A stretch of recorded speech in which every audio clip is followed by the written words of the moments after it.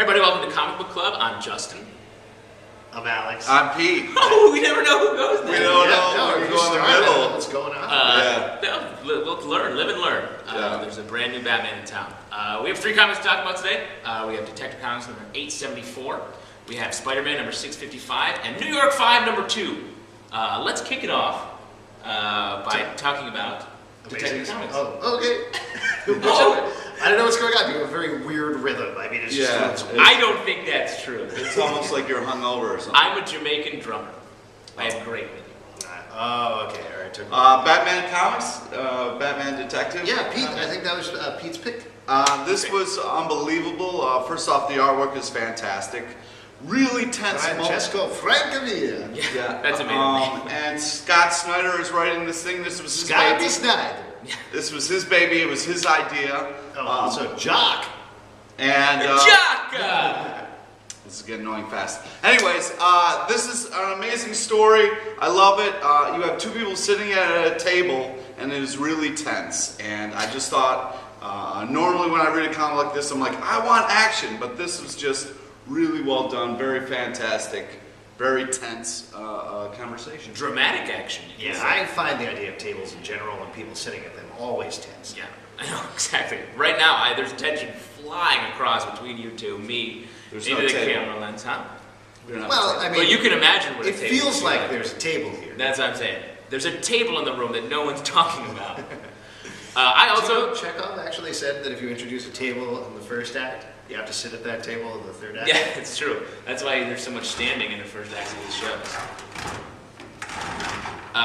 Impressed? That's new comic book club material there. Oh boy. Tell us what you think of the goddamn comic. I'll tell you. Jeez! I thought it was great. Me too. It's a great comic. It is done very well. Just the art feeds so well into the writing. I love the darkness that this title has taken on since Scott Snyder took over, and it's my favorite Batman title by far. Yeah. First story is great. Also, second story with actually Batman. The first story is just Commissioner Gordon talking to his son, and like Pete said, incredibly tense. Second story has probably the dorkiest joke from any Batman ever. The sunglasses joke, where he's like, Oh yeah, that was hysterical. "Those crooks, you got to be careful, Robin. They're wearing sunglasses. You know what that means? They're really cool." Very, very cool, I believe. Very, very Fresh take on the 1980s. Yeah. Anyway, great book though. Really good. Definitely pick it up. Second comic, Amazing Spider-Man number 655. Sort of a bummer issue, am I right? Yeah. What? No, I'm talking about the content. Oh, the content. The topic. Yeah. This is an amazing book. Dan Slott writes, Marcos Martin does the art, and whenever the two of them work together, it's always a brilliant collaboration. Yeah. Here they're dealing with the fallout of Marla Jameson's death. And it's a really nuanced, really smart, really emotional, and really exciting at the same time death issue. The beginning and end is mostly silent. The middle is a dream that Peter Parker is happening, where he really revisits all the death that he's caused throughout his career. Yeah, And even some of the not exciting characters. Oh, yeah, It is so absolutely. funny. But it's interesting. amazing to see how he carries all of that with him. You know, we spent a lot of time talking about Uncle Ben and Gwen Stacy and those being the 2 big deaths in his life, but really seeing the cost of what it's meant to be Spider-Man is great. And then there's Marcos Martin's compositions that are also Crazy. gorgeous. Phenomenal. They're fantastic. Yeah, the artwork alone is worth this issue. The panel setups, the storytelling, just really amazing, really setting a tone. Just powerful, powerful artwork and panels, really. I feel like this issue is going to be on a lot of people's best of at the end of the year. Yeah. Also, especially reading this in the counterpoint to the Fantastic Four issue that came out this week with Johnny Storm's death, which was sort of similar, like a lot of silent panels Very and stuff. touching, very touching. But who would have thought that Johnny Storm's death would be overshadowed by Marla Jameson's in the comic book? Well, I would disagree a little bit. I like that issue a little bit better than this one. But You've always hated Marla Jameson as a character. let's not get into that. I would like to talk about this though. Do you remember that time, though? I just want to interrupt. Do you remember that time that I built that Spider Slayer and you were like, boring? Yeah, I do remember. And then I went as Marla Jameson for Halloween last Yeah, year. you guys are boring. Anyways, my point to kind of what he's saying was the fact of at one point I got a little I get it, all right? Spider-Man's had a rough road. I've been along the ride for a lot of it. You're really kind of, and the Gwen Stacy, this thing, that was a little too much. Pete, Too much? At Little too this much. point, I mean, I don't want to embarrass you in front of the YouTube audience or anything like that. You've only had 5 people in your life die at your hands. Okay, so just wait until you've had Yeah. like hundreds. Once Okay. you've murdered more people, the dreams get a little more intense. Okay, all right. Take it from me. Yeah, take it from us. We were a murder team back in the late 90s. New York 5, number 2 of 4. I love this comic. Oh. Brian Wood, Ryan Kelly.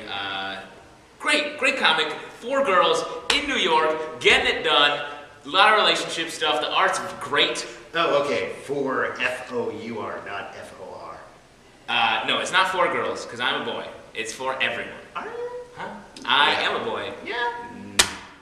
You know it. No, great comic, really well done. I love all the Brooklyn specifics they use in here. I live in Brooklyn. I walk past the same buildings, and they're drawn just like they are existing in the real world. That's not a reason to like the comic. You It- can't be that's like, a reason oh my I like god, it. I live there! It's a reason Because I if like you it. actually read it, you would see that it's not that great. Oh, I didn't read this. No. Oh, okay. No, yeah. of course I did. I like it. Of course I read it. No, first of all, I want to say You know what though. you should do? You should check out the movies of Woody Allen. Yeah, All set exactly. in New York. You live here. Right? Yeah, I know. Good stuff. Brian A Wood lot of is people like those movies. Brian Wood's an amazing writer.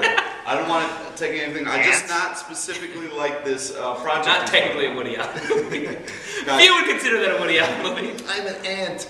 Can we talk about the He comic? probably says that. Can we talk about the comic? Were you doing Anyways, an Alvin impression or a Woody Allen? I was doing an impression of all myself. right, I gave up. Good.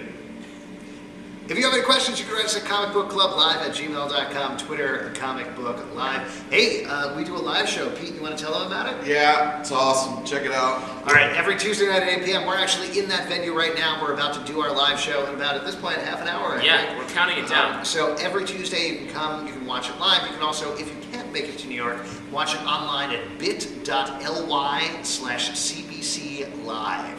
Every Tuesday night, 8 p.m. EST.